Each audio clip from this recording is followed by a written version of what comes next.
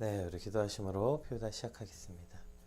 하나님 감사합니다. 오늘도 말씀 앞으로 우리를 부르시고 또 말씀 묵상하게 하시니 감사합니다.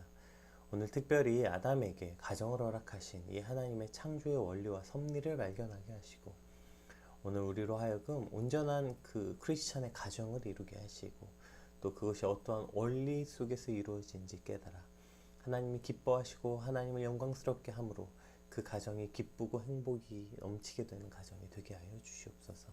감사합니다. 예수님 이름으로 기도드립니다. 아멘.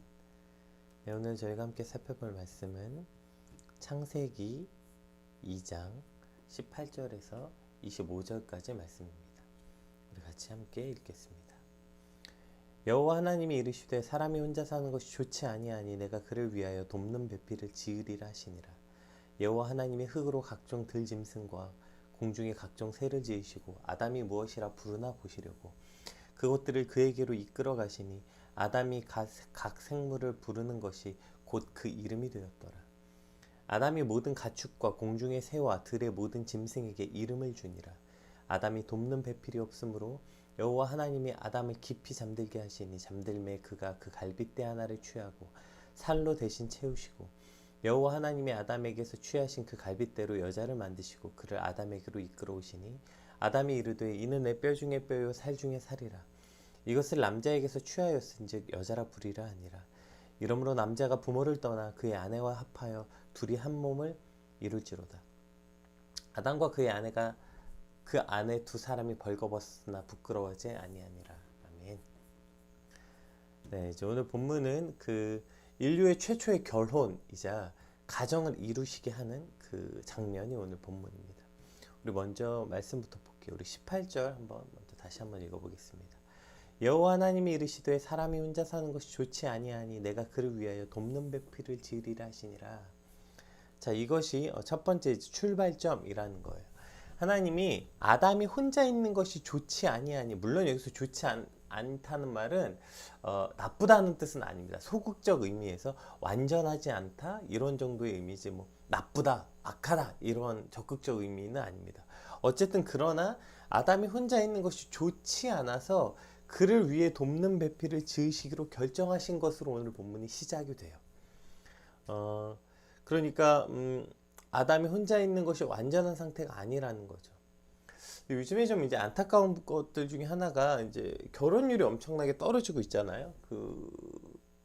그래서 이제 결혼하기가 어려운 시대가 되었죠. 근데 이제 여기에 그냥 그쵸, 충분히 이해합니다. 뭐 본인 한 몸도 건사하기가 어려운데 결혼을 내가 할 수 있는가, 어떤 현실에 대한 그 비관, 특별히 집 때문에 그런 경우가 참 많고. 어쨌든 그런데 여기서 한 가지가 더 더해지는 게 문제예요. 뭐냐면 그 고린도전서에 이제 사도 바울이 본인을 인용해서 사람이 혼자 할 수 있으면 혼자 있는 게 좋다. 그러나 그러니까 주의 일을 하기 위해선 혼자 있는 것을 좋다. 그러나 너희가 음욕을 참지 못하면 결혼해라. 이 이야기를 마치 성경의 원리와 원칙인 것처럼 말하는 설교도 종종 있고요. 또 거기에 영향을 받아서 그런 식으로 마치 음욕을 참지 못하는 이들이나 결혼하는 거고, 그렇지 아니하는 사람 혼자 사는 게 좋지. 그럼 나도 혼자 살아봐야지.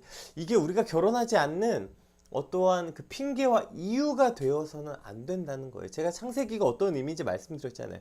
창세기는 단순히 와 하나님이 지으신 이 모든 세계가 얼마나 놀랍고 아름다운지를 찬양하는 말씀이 아니라 창조하신 원리와 원칙을 발견해서 하나님이 세상을 창조하시고 사람을 창조하신 그 이유와 목적과 의도를 알아서 오늘 우리가 그럼 하나님이 나를 창조하시고 이 땅을 창조하신 그 목적과 의도에 따라 살아가게 하기 위한, 이것이 창세기 말씀의 핵심이라고 말씀드렸잖아요. 그래서 마치 사용설명서가 없이 엉망진창으로 살아가던 우리 인생에 사용설명서 같이 인생의 목적이 여기 있었어. 하나님이 인간을 이렇게 만드시고 이러한 의도로 만드셨어. 그것이 사용설명서죠. 그러면 그걸 보고 그럼 우리도 그에 합당하게 그렇게 살고 그러한 의도와 목적에 따라 살아가는 거구나. 이게 창조의 원리라고요. 근데 그 원리의 시작에 바로 2장에 뭐가 나와요? 사람이 혼자 사는 것이 좋지 아니하니 내가 그를 위해 돕는 배필을 지으리라. 이것이 창조의 원리와 섭리였다고요. 근데 그 고린도전서 말씀 딱 한 구절을 가지고 성경의 전체의 섭리 자체를 뒤바꾸거나 그것 결혼 자체가 선하거나 그닥 좋은 제도는 아니지만 그냥 음욕을 피하기 위해서 어쩔 수 없이 해라, 이런 식으로 받아들이면 안 된다는 거예요. 이것은 결혼에 대해서 너무나도 잘못된 왜곡을 가지고 온다는 것이죠. 바울이야말로 특별한 케이스지 그것을 일반화시키거나 그것이 우리 모두에게 적용되거나 해당되는 사항은 아니라는 것입니다. 사람이 혼자 있는 것이 좋지 않고 그를 위해서 돕는 배필을 지으신 것, 이것이 창조의 섭리 때문에 우리는 당연히 이 창조의 섭리에 따라 사는 것이 우리의 기본 원칙이어야 돼요. 물론 결혼하는 것이 좋다, 결혼하지 않는 것은 악하다는 뜻은 아닙니다. 제가 아까 말씀드렸죠. 혼자 사는 것이 좋지 아니하니라는 뜻이 이게 소극적 표현이라고.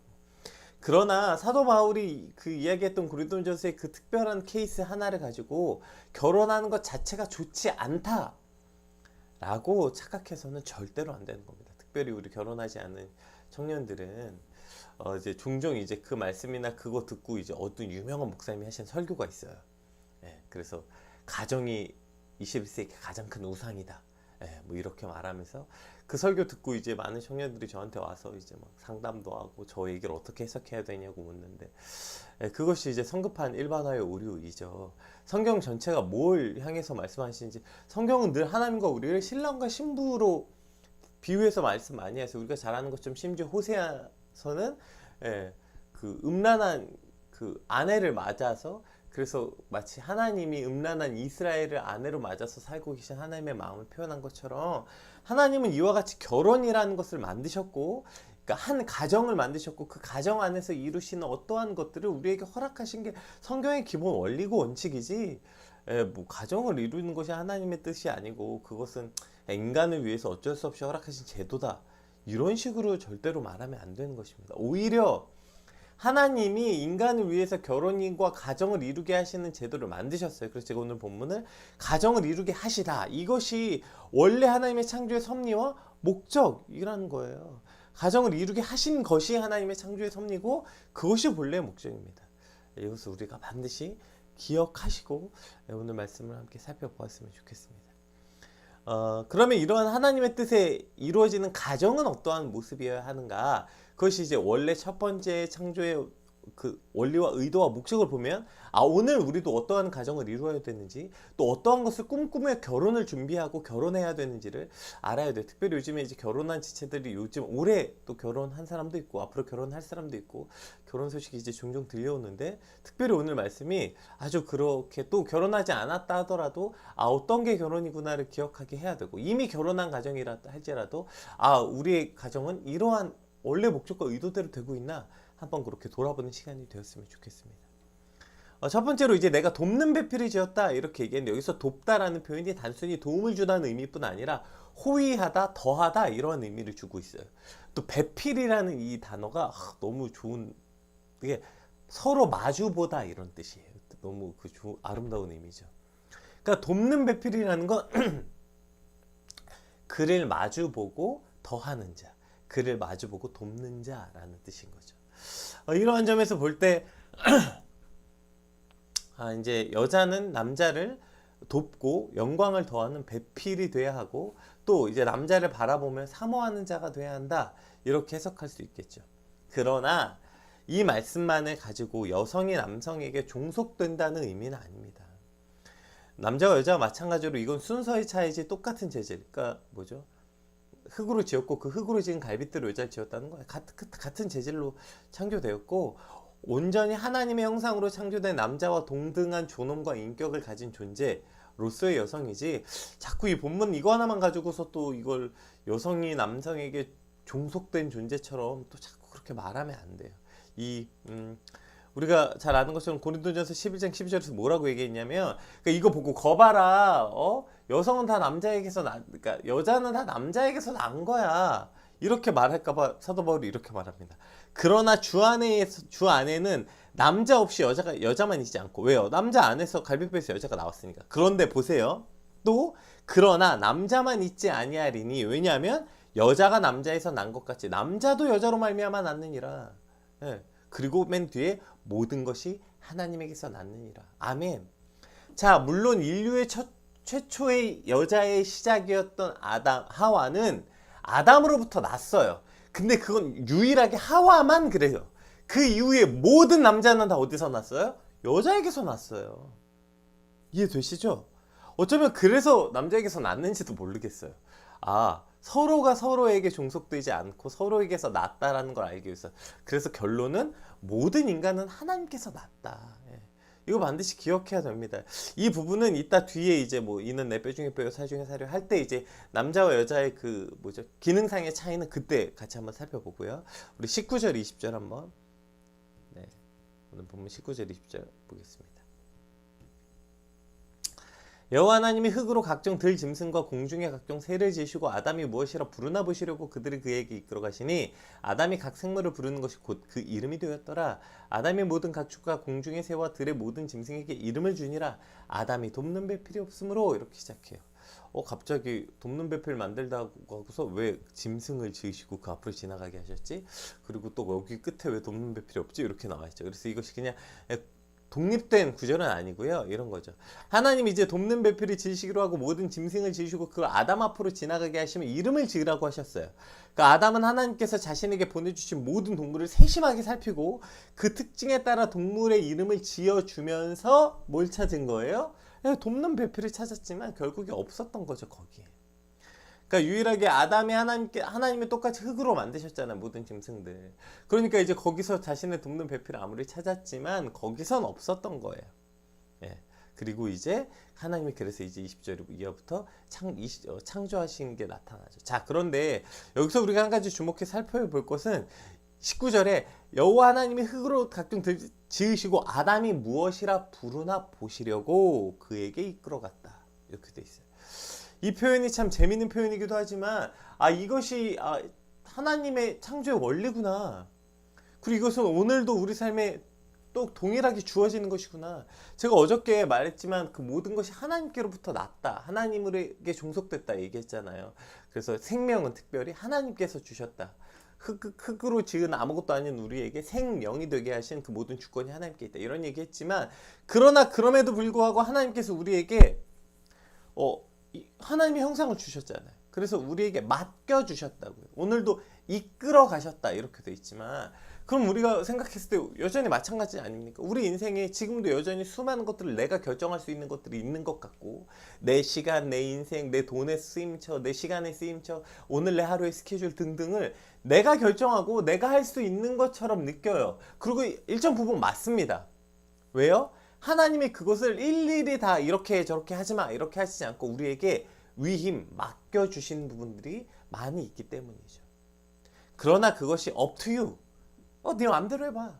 네가 결정해. 이렇게 하시는 게 아니라 하나님이 그에게 그렇게 많은 부분들을 인생을 맡겨주시고 오늘 우리 하루의 삶을 맡겨주시고 자 운영할 수 있도록 이게 하나님의 형상이라고 하죠. 신적 권위를 우리에게 나누어 주셨잖아요. 그러니까 신적 권위로부터 우리가 창조되었잖아요. 그래서 인간만 하나님의 명령에 거부할 수 있다고 말씀드렸잖아요. 그래서 어쨌든 그렇게 인간이 자기 것들을 어떻게 해내지만 그러나 여기서 하나님이 그렇게 맡겨놓고 네 맘대로 해 하고 뒷짐지시는 것이 아니라 어떻게 하나 보고 계시다는 거죠. 그리고 그것을 이렇게 표현합니다. 이끌어 가셨다. 그러니까 하나님이 어떻게 하나 너 이렇게 하나 저렇게 하나 보자 한번 맡겨놓고 잘하나 못하나 어디 보자 팔짱 끼고 이렇게 지켜보는 게 아니라 이것을 좀 잘못된 의미로 왜곡할 수 있으니까 이미지가 이것을 우리는 인도하심, 이끌어가심이라는 표현으로 알 수 있다고요. 그러니까 하나님이 우리에게 모든 인생을 허락하시고 그것을 우리에게 맡겨주셨지만 그것을 네 마음대로 해 이렇게 그냥 버려두신 게 아니라 그것을 지켜보고 계신다.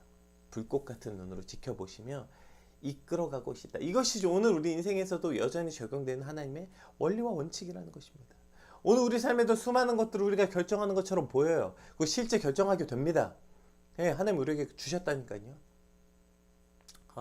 많은 부분을 이미 우리를 만들 때 우리 형상 안에 DNA 속에 결정하고 하나님의 뜻대로 이끌어갈 수 있는 어떠한 신적 권능을 주셨어요. 그래서 많은 부분은 우리가 그렇게 결정하며 살아가죠. 근데 이것을 자꾸 오해하기 때문에 그러니까 우리가 구름 한 점도 하나님의 명령 없이 움직이지 않는다. 이것이 하나님이 전체를 운행한다는 뜻이지 하나님이 우리의 1분 1초 매사에 관여하셔서 저건 저렇게, 요건 이렇게, 밥은 이렇게 먹고, 컵은 저 컵을 써, 수저는 이 수저를 써. 이런 식으로 그래서 뭐 그 하나님의 음성 듣는 훈련이라고 하면서 진짜 그렇게 하잖아. 앉아서 하나님 이거 뭐 먹을까요? 메뉴판 열고서 된장찌개 먹을까? 김치찌개 먹을까? 이렇게 또 뭐든지 하나님이 원하시는 대로 결정하겠다는 건 또 이것을 오해함이 있어요.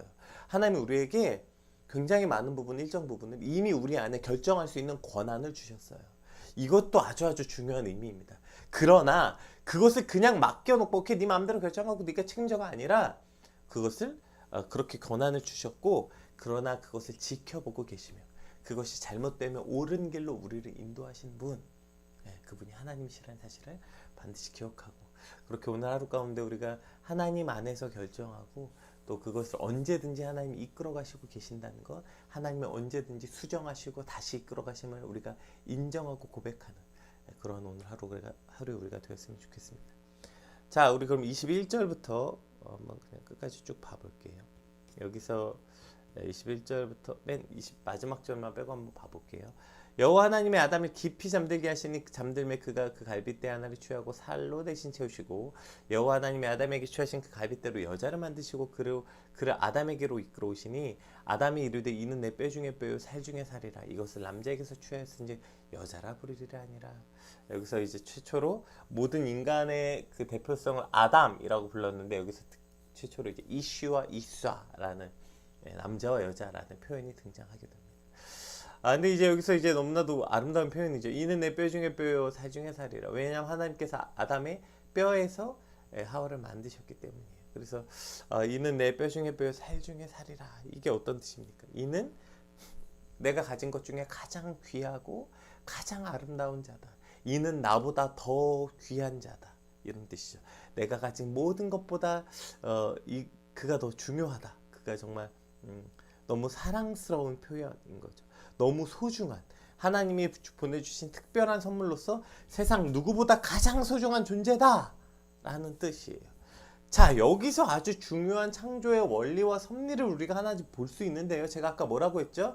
여자는 남자의 돕는 배필로서 만들어 주셨다. 그러면 여자는 어떤 존재로 만드셨냐? 여자는 가장 존귀하고 남자에게 사랑받는 존재로 만드셨다는 것. 이것이 바로 하나님의 창조의 원리. 제가 말했죠. 남자와 여자는 남자 없이 여자 없고 여자 없이 남자가 없다. 모든 것은 하나님께로 낳느니라. 이것이 성경의 원리예요. 그러나 기능상의 차이가 있다고요. 목적에. 근데 이것이 조금 왜곡돼요. 자꾸 앞에 거, 특히 이제 에베소서 5장 잘 알죠. 아내들이여 자기 남편에게 복종하기를 죽게 하듯 하라. 이는 남편이 여자의 아내의 머리가 됨이라. 거봐. 그러니까 여자들 제발 집에서 좀 남편에게 복종해. 이렇게 쓰라고 이 말씀을 준 게 아니에요. 이것은 남편은 쓰면 안 되는 말이에요. 오히려 이것은 그냥 여자들이 그래 남편을 그렇게 여겨야지 스스로, 아내들이 스스로 생각해야 되는 거고요. 반드시 뒤에 뭐가 있어요. 그러므로 교회가 그리스도에게 하듯 아내들도 아니죠. 이거 25절. 남편들은 아내 사랑하기를 그리스도께서 교회 사랑하시고 그 교회를 위하여 자기 주심같이 하라. 이것은 또 아내들이 또 남편에게 쓸 수 있는 말 아니에요. 거봐, 남편들은 아내 사랑하기를 그리스도가 교회를 사랑하시기. 그리스도가 여러분 교회를 어떻게 사랑하셨습니까? 목숨을 대신할 만큼 사랑하셨죠. 대신할 만큼이 아니라 그 몸과 피를 쏟으시면서 목숨을 대신해서 그 교회를 사랑하셨잖아요. 그런 것처럼 남편들은 아내를 그렇게 사랑하라. 두 가지 명령이 성경에는 공존해요. 그런데 이것이 에베소서에만 공존한 게 아니라 이미 창세기에 시작할 때 이미 그렇게 시작됐다니까요. 여자는 남편을 돕는, 그리고 남편에게서 더하는 자, 그리고 남편을 서로 마주보며 돕는 자, 이것이 아내의 역할이라는 거예요. 그러니까 아내가 남편을 주도하거나 아내가 남편을 이끌어가거나 자기의 의도대로 끌어갈 때 가정은 참 불행해지는 겁니다. 그런데 이것을 이제 제가 말하는 이 화자가 제가 남자의 목사이기 때문에 오해 소지가 있어요. 이건 제가 남자라서 말하는 게 아니라 목사로서 말하는 것뿐입니다. 그러니까 제가 여자 목사여도 똑같이 말해야 되는 거예요. 그러니까 한 가정에 하나님의 창조해 준 원리가 여기 있다고. 이것이 그래서 제가 이제 결혼한 친구들에게 종종 말하는데, 남편은 서로 사랑받는 언어가 그러니까 우리가 사랑의 언어, 뭐 사랑의 온도 뭐 이런 거 책 많이 보잖아요. 사랑받는 것에 대한 그 느낌이 달라요. 아내가 아무리 남편한테 나 당신 너무 사랑해, 매일매일 사랑을 고백하고 나 당신이 너무 소중해, 여기에 남자들은 그닥 큰 사랑, 물론 너무 고맙고 감사합니다. 근데 그곳에 막 큰 만족감을 느끼거나 그렇지 않아. 말은 저렇게 하면서, 아니 말은 날 저렇게 사랑한대. 근데 사사건건 이건 잘못됐다 저거 잘못됐다 당신 이거 잘못됐다 저거 잘못됐다. 아니 이게 뭔 놈의 사랑이래? 이렇게 느끼는 거예요. 이해되세요? 그게 어떻게 사랑입니까? 남편이 그러니까 느끼는 사랑은 어떤 언어냐면 존중과 존경이에요. 여러분 반드시 기억하십시오. 그래서 아내가 남편에게 물론 이제 그 특성상 잔소리하고 할 수 있어요. 그러네. 그것이 그냥 잔소리를 넘으면 안 돼요. 그냥 잔소리 할 수 있죠. 아, 그 보기 답답한데 잔소리 할 수 있죠. 근데 그걸 뛰어넘어서 내가 이 잔소리로 당신을 고쳐내겠다. 내가 이 잔소리로 당신은 잘못됐다. 내가 옳아. 이렇게 말하는 순간 그 가정은 너무나도 고통스러운 가정이 되는 거예요. 아니, 그러니까 그 눈앞에 펼쳐진 상황 자체가 꼴 보기 싫으니까 말은 할 수 있죠. 답답하니까. 근데 그냥 말하는 게 끝이어야 돼요. 근데 내가 말했잖아. 내가 그렇게 말했는데 도대체 몇 번을 말해야 알아듣는 거야. 여러분 그 말로 사람은 그렇게 안 고쳐져요. 그러면 세상에 목사하기가 얼마나 쉽겠습니까? 앉아서 설교만 하면 사람들이 하나님의 말씀대로 살 수 있으면. 가정의 온전한 법칙은 그렇게 남편을 존중하고 존경하는 것이 성경의 원리예요. 이게 원칙이라고요. 그래서 시작에 창세기에 뭐라고 해요? 여자는 남편을 마주보고 돕는 자로 지으셨다고 표현하고 있고요. 에베소서에서는 아내와 남편들에게 복종하기를 주께 하듯 하라 이렇게 얘기하고 있는 것입니다. 또 그러면 남편은요? 남편은 뭐라고 지었어요? 이는 내 뼈 중에 뼈요 살 중에 살이라. 여기에 너무나도 중요한 게 들어있는 거예요. 그 여자를 너무나도 귀하고 소중하게 여겨줘야 되는 거예요. 그리스도께서 교회를 위해 죽으심을, 그러니까 목숨을 다해서 사랑하셨던 것처럼 아내를 사랑하는 것. 이것이 남편이 여자에게 줘야 하는 또 사랑의 방법입니다. 또 반대입니다. 맨날 나는 당신 진짜 존경해. 진짜 세상에 당신 같은 아내는 없는 것 같아. 와, 일하고 애기 키우고 나 진짜 당신은 진짜 존중해 존경해. 물론 기분 좋죠. 칭찬이니까. 그것만 가지고서는요 안 돼요. 그것만 가지고 안 돼. 정말 그 아내를 여자로서 소중히 여겨주는 것을 해야 아내는 사랑받는 것을 느껴요. 이것이 남자와 여자의 그냥 창조했을 때부터 서로 얻게 되는 기능상의 차이, 본질상 동등합니다. 따라서 남편이 맨날 그냥 카톡으로 뭐 그냥 그거 뭐 표현해야 하나 뭐 이렇게 해서 그냥 뭐 사랑해 사랑해 그냥 말로 하는 것으로 안 되고요. 그냥 그걸로 못 느끼고요. 그리고 나 당신 존경해, 리스펙해 이렇게 해서 안 되는 거고요. 아내를 한 여자로서 정말 소중하고 귀하게 여겨줄 줄 알아야 돼요. 내 보물같이 여겨줄 줄 알아야 돼요. 이는 내 뼈 중에 뼈요 살 중에 살이라. 당신은 내게 최고의 보물이에요. 정말 그렇게 소중하고 존귀하게 여겨줄 줄 알 때 그때 아내는 사랑받는다고 느끼는 것입니다. 그런데 가정에서 이 언어가 뒤바뀔 때 너무나 저는 너무 자주 봅니다. 이 언어가 역기능의 가정들이라고 우리가 흔히 말하잖아요. 물론 그것이 살다 보면 일순간 그럴 수 있어요. 그러나 이 기능이 완전히 뒤바뀌면 안 됩니다. 이것은 서로에게 너무나도 고통스러운 일이 되는 거예요. 따라서 특별히 한쪽의 여자나 남자나 한쪽의 일방적인 요구로 인해서 이것이 뒤바뀌면 안 됩니다. 따라서 아내는 남편에게 정말 그를 돕는 배필로서 그를 잘 도와서 복종하고 순종하는 것을 배우고, 남편은 아내를 정말 내 목숨을 다해 사랑하는 것을 배워서 이는 내 뼈 중에 뼈, 살 중에 살, 내 가장 소중한 보물로서 여겨줄게 될 때 그렇게 서로 사랑하고 아름다운 가정을 이루게 될 수 있다는 것입니다.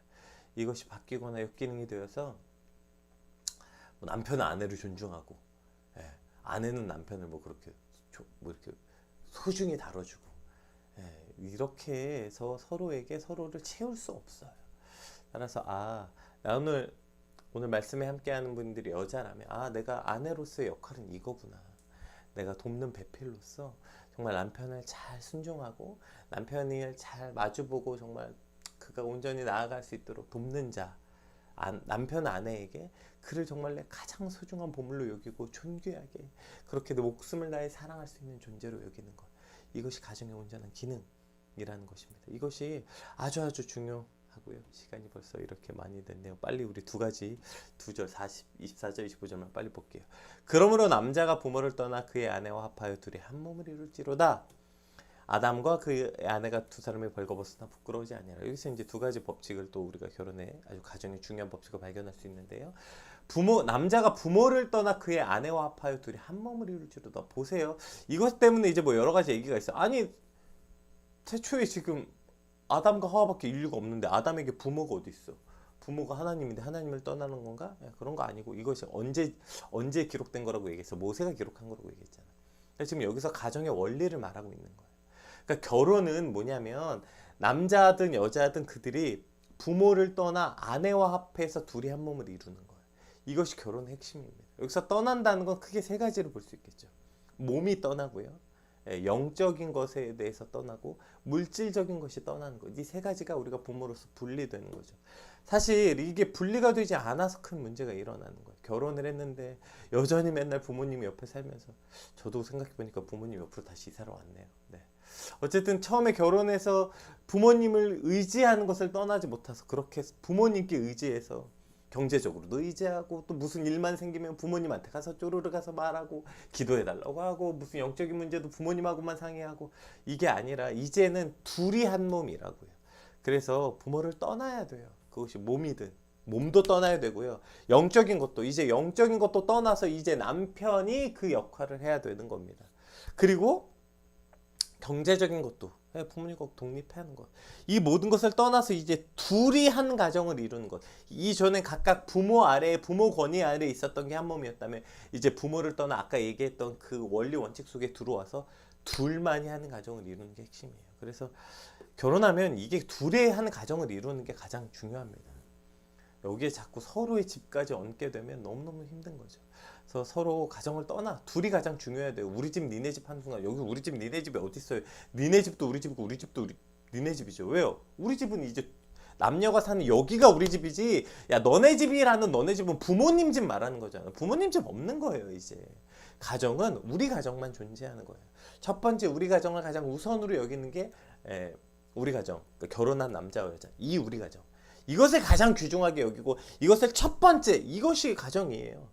이것을 해내는 게 첫 번째 신혼의 과정이어야 하고 결혼의 과정이어야 됩니다. 특별히 이제 결혼 준비하고 결혼하는 지체들은 반드시 그걸 기억해야 돼요. 제가 이제 종종 결혼 예비자학교 하게 되면 이제 꼭 함께 보는 첫 번째 원리이기도 해요. 그러니까 그것을 떠나는 것이 성경의 법칙이라는 것. 두 번째 또 뭐예요? 두 사람이 벌거벗었으나 부끄러워하지 아니하니라 이렇게 돼 있어요. 벌거벗었으나 부끄러워하지 않다. 이것이 또 아주 중요하죠. 한 가정을 이루고 한 몸이 되었어요. 그럼 이제 서로 한 몸이에요. 근데 뭘 부끄러워합니까? 옛날에 각각 자기 몸이 아니라고 생각할 때 내 몸에 있는 결함이나 어려움들을 부끄러워하겠죠. 그리고 그것을 서로 지적할 수도 있어요. 그러나 한 몸이 되었다는 것은 이제 그것이 내 몸이라고요. 내 몸을 보면서 내 스스로 부끄러워할 일이 뭐가 있습니까? 남들 앞에 컴플렉스처럼 보여지는 것 때문에 부끄러운 거지. 그러니까 내가 내 몸을 보고 부끄럽다고 여기는 것도 남들이 보는 어떠한 관점에서 볼 때 부끄러운 거지. 이것이 어떻게 부끄럽겠어요? 결혼은 그런 것입니다. 서로에게 이제 감추는 것이 없고 그리고 그것을 서로 용납해서 서로 지적하고 그것 때문에 서로 부끄럽게 하면 안 되는 거예요. 그가 이제 내 몸이에요. 그의 부끄러운 그 모습도 이제 내 몸이라고요. 그래서 서로에게 그렇게 거리낌 없이 서로의 상처나 서로의 연약함을 보일 때 서로 용납함으로 부끄럽지 않은 관계. 그래서 됐어 내가 세상에선 그래 니들이 나한테 뭐라고 말하고 세상에서는 그래 내가 진짜 찌질하고 사람들이 날 욕할지라도 그래도 내 사랑하는 아내 내 사랑하는 남편은 내 편이지. 그는 나를 용납하고 기뻐해 주는 사람이지. 이 확신을 갖게 되는 게 가정을 이루는 것입니다. 따라서 서로의 그 모든 험을 서로 벌거벗어도 부끄러움을 느끼지 아니하는 서로의 용납함과 사랑함이 넘치는 그러한 가정을 이루고 그러한 가정이 되시길 주님으로 축복합니다. 우리 받은 말씀 놓고 함께 기도합시다. 하나님, 오늘 우리 가정은 이러한 가정을 이루고 있습니까? 창조의 원리와 섭리대로 살아가고 있습니까? 가정을 이루신 분들은 그렇게 한번 돌아보시고 또 아직 가정을 이루는 중 또 계획하고 또 아직 찾고 계시는 중이라면 하나님 이러한 가정을 이루게 하여 주시옵소서. 우리 같이 창조의 원리에 입각한 가정을 위해서 한번 같이 기도하겠습니다. 기도합시다.